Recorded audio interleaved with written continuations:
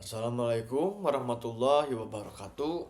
Perkenalkan, saya Vito Alberti Arawan dengan NPM 251000351.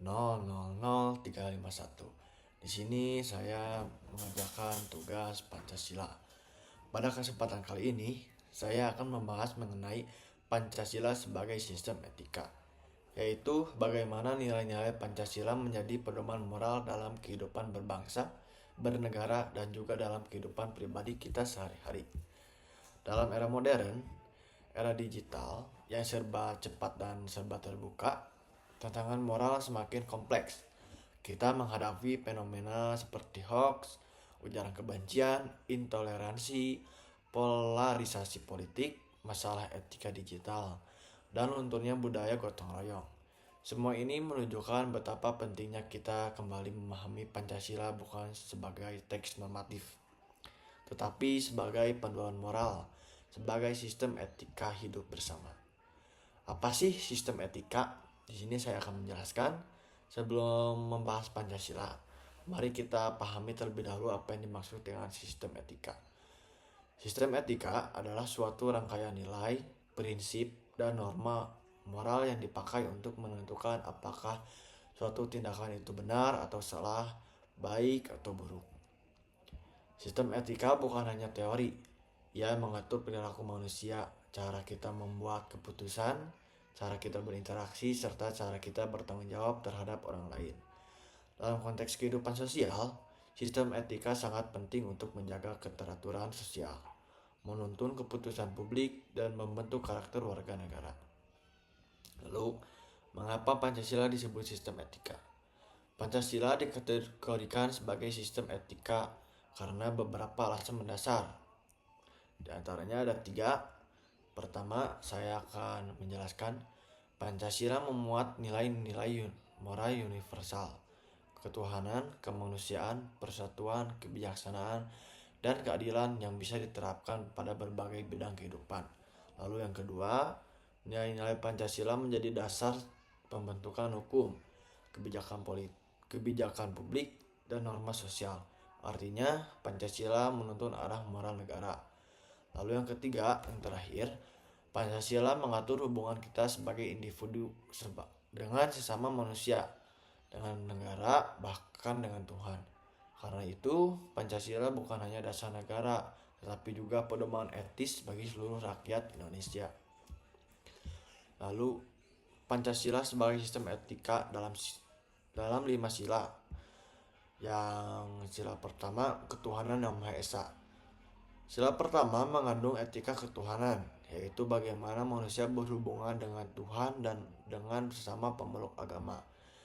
Nilai-nilai etikanya meliputi ada 4 hal. Yang pertama, menghormati kebebasan beragama. Lalu yang kedua, menjaga toleransi antar umat beragama. Ketiga, tidak memaksakan keyakinan. Lalu yang keempat, menghindari sikap ekstrim dan diskriminatif. Contoh di kehidupan nyata, saat masyarakat yang damai saling menghormati hari besar agama lain, atau ketika warga suatu daerah saling membantu pembangunan rumah ibadah. Namun, tantangan di era digital adalah maraknya intoleransi dan ujaran kebencian berbasis agama. Banyak informasi menyesatkan dan provokasi yang membuat masyarakat saling curiga. Disinilah etika sila pertama mengingatkan kita untuk memilah informasi, bersikap dewasa, dan tidak mudah terpancing. Lalu di sila kedua, kemanusiaan yang adil dan beradab. Sila kedua menekankan bahwa setiap manusia memiliki martabat yang sama. Etika ini menuntun kita untuk memperlakukan sesama manusia secara adil dan beradab. Nilai etikanya menghindari kekerasan, menolak diskriminasi ras, suku, gender, dan agama. Lalu menjunjung empati dan kepekaan sosial. Yang terakhir, menghormati hak asasi manusia. Contoh penerapannya saya akan menjelaskan. Saat terjadi bencana, masyarakat dari berbagai daerah bahu-membahu memberikan bantuan tanpa memandang suku atau agama. Dalam dunia modern, etika ini juga berlaku untuk mencegah perilaku seperti cyberbullying, body shaming, penyebaran aib, atau konten-konten kasar yang merendahkan martabat manusia.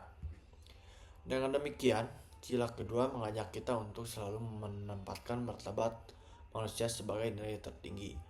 Lalu di sila ketiga, Persatuan Indonesia. Sila ketiga mengandung etika kebangsaan, yaitu bagaimana kita menjaga keutuhan bangsa. Nilai etika dalam sila ini mencakup 4 hal. Yang pertama, mengutamakan kepentingan negara di atas kepentingan kelompok. Kedua, menolak politik pecah belah. Lalu yang ketiga, menjaga kerukunan antar suku dan budaya. Keempat, menjaga sikap nasionalisme yang inklusif, bukan eksklusif. Contoh penerapannya, gotong royong lintas suku, solidaritas saat ada bencana nasional, atau menjaga integritas bangsa dari ancaman perpecahan. Tantangan modern ada 3, polarisasi di media sosial, politik identitas, penyebaran hoax yang memecah belah. Etika sila ketiga mengajarkan kita untuk bijak, tidak mudah diadu domba, dan tetap menjunjung persatuan dalam perbedaan. Lalu di sila keempat, kerakyatan yang dipimpin oleh hikmat kebijaksanaan. Sila ini menekankan etika demokrasi, bagaimana rakyat berpartisipasi dalam pengambilan keputusan. Nilai etikanya cukup banyak ya. Yang pertama, mengutamakan musyawarah. Lalu yang kedua, menghargai pendapat orang lain. Ketiga, mengambil keputusan dengan kebijaksanaan, tidak memaksakan kehendak. Lalu yang terakhir, mendahulukan kepentingan bersama. Contoh penerapannya, musyawarah warga, forum dialog, pemilihan ketua RT atau RW secara mufakat atau rapat organisasi.